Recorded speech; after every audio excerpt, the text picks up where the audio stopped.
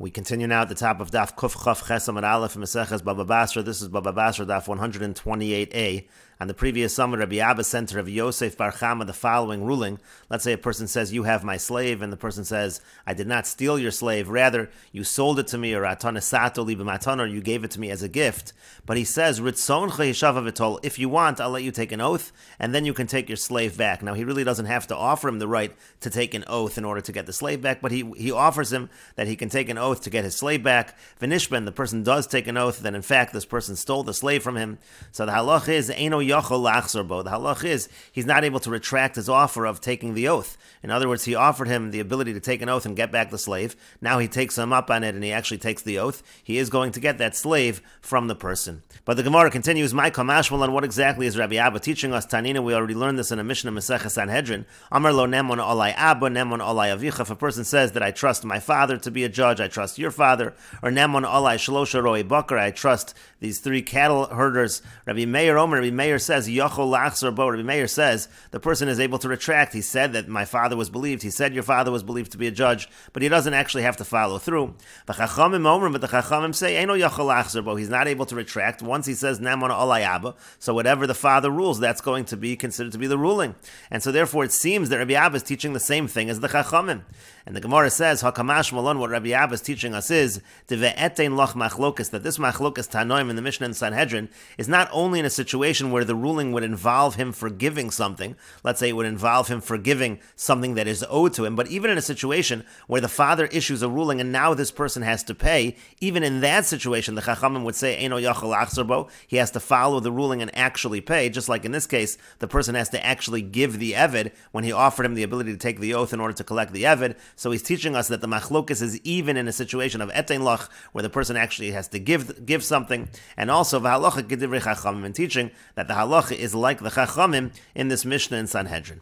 And the Gemara continues, Shalach le Rabbi Abba Rav Yosef Bar Chama. Rabbi Abba sent Rav Yosef Bar Chama the following: Halacha, the halacha is goven minhu avodim. We do collect from slaves. This is talking about by orphans when they inherit property. You certainly can collect from land. The question is, can you collect from slaves? And he's saying yes, you can collect from slaves, just like land. Rav Nachman says, Ein goven. You're not allowed to collect the debts from slaves from the orphans. And the Gemara continues, Shalach le Rabbi Abba Rav Yosef Bar Chama. Rabbi Abba sent Rav Yosef Bar Chama the following halachic ruling. The halacha is shlishi b'sheni kosher, that a third generation can testify regarding someone in a second generation. Meaning, let's say you have first cousins once removed, for example, so they're in separate generations. One is allowed to testify for the other. That's not considered a relative that is too close to be able to testify.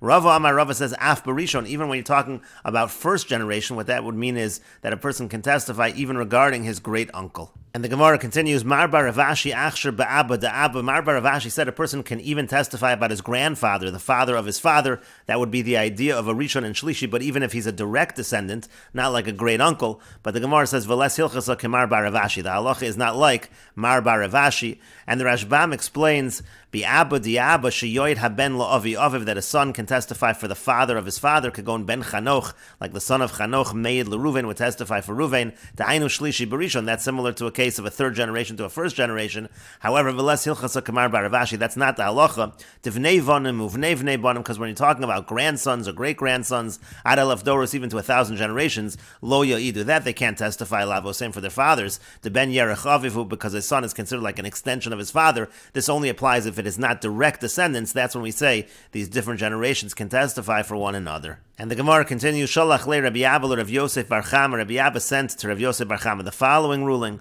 Haya yodealo be'edas karka ad shalon istam. Let's say a person knew testimony about a certain piece of land before he became blind, v'nistam, and then the witness became blind. Possibly can't testify because he's no longer able to see the land. We don't rely on that testimony.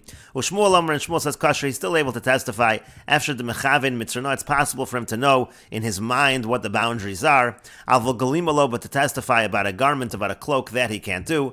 Rav Sheshes Amar afilu glima. Rav Sheshes said he could even testify about a cloak after the mechavin midas arko midas rachbo. It's possible to know the length, its length and its width. Avol naschalo, but to testify about a bar of silver, that he can't do. Rav Papa, and Rav Papa says afilu nascha, even by a bar of silver, when he goes blind, he can testify after the mechavin midas mishkalos, because it's possible for him to be able to determine what it weighed. In that fashion, he can remember and testify accurately. And the Gemara continues, Meisvei, we have a question from the following Brisa, and this is from the Tosefta. Let's say a person knows a certain testimony before he becomes this person's son-in-law. Then he becomes a son-in-law. Or let's say he's healthy, but then he becomes deaf. He's able to see, then he becomes blind. He's well, but then he becomes insane. Apostle, in all of these cases, he can no longer testify. Let's say he knew testimony before he was a son-in-law, then he became his son-in-law, but then the daughter died, so he's no longer his son-in-law. Or he's healthy, becomes deaf, then he becomes healthy again. He's able